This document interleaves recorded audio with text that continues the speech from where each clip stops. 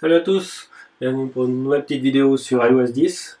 Donc ce coup-ci on va parler de comment déplacer une icône d'une application, comment faire un petit dossier et puis comment l'effacer. C'est un truc très simple, très basique. De temps en temps certains oublient comment on fait et puis ils empilent des icônes et puis ils savent plus comment les effacer et puis ça remplit des pages et des pages et des pages. Donc là je vais vous montrer comment ça fonctionne. Tout simplement, depuis l'iPhone 6S et plus, vous avez l'écran qui reconnaît la pression du doigt, et ça fait une petite différence par rapport à avant où il fallait appuyer sur l'icône pour la faire trembler, pour pouvoir la déplacer, créer des mouvements avec, faire des dossiers, etc. Maintenant, il suffit simplement de poser son doigt sur l'icône quelques secondes, et puis elle commence à trembler, comme je viens de le faire.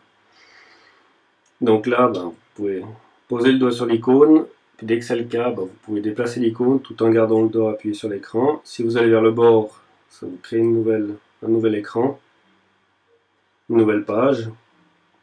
Et puis si vous revenez de côté, par exemple là, on va revenir sur la page précédente. Voilà, et on va retrouver notre autre icône. Donc ça c'est vraiment, vous pouvez les prendre, mettre avant, tout simplement, déplacer, poser avant, la lâcher. Avec le doigt, elles vont continuer à trembler. Tant que vous n'avez pas appuyé sur le bouton principal en bas, elles vont continuer à rester dans ce mode de déplacement et modification. Si par exemple j'appuie sur le bouton en bas, donc le bouton Home de l'iPhone, hop, la petite croix disparaît et maintenant elles sont de nouveau physiques. Donc si on appuie dessus, l'application va s'ouvrir. Tout simplement. Donc si je reste de nouveau avec le doigt appuyé dessus, hop, ça recommence à trembler. Pour faire un dossier tout simple, vous la prenez, vous la posez sur la deuxième, vous la laissez dessus, et voilà, le dossier va apparaître, il va vous mettre en grand. Vous pouvez sélectionner le titre de votre dossier. Si vous cliquez en dehors du dossier, ça revient petit. Vous pouvez mettre autant d'icônes que vous voulez dans un dossier, c'est vraiment égal. Après, à l'intérieur du dossier, vous allez avoir plusieurs fenêtres.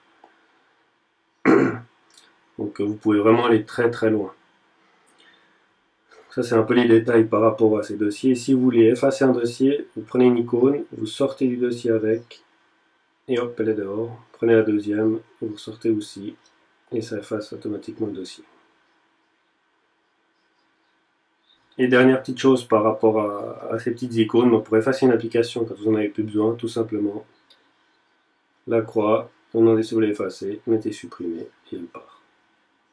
Je vais faire encore une deuxième fois avec celle-là. La petite croix, vous voulez vraiment supprimer, supprimer. Petite nouveauté depuis iOS 10, si vous regardez bien en bas, l'icône Mail Music, donc les icônes, on va dire les applications officielles d'iOS, vous pouvez certaines les cacher. Donc en cliquant sur la croix par exemple sur le mail en bas, ça ne va pas effacer l'application puis vous faire de la place. Par exemple, ça va juste cacher l'icône, histoire que elle ne vous dérange plus, parce que certaines icônes on n'en a pas besoin, on les utilise jamais, donc ça vous permet de les effacer et faire de la place. C'est d'avoir quelque chose un peu plus propre. Voilà, c'est un peu tout ce que j'avais à dire par rapport à ces petites icônes. J'espère que la vidéo vous a plu. Si c'est le cas, un petit pouce vers le haut, ça ferait super plaisir. Sinon, à la prochaine. Ciao, ciao.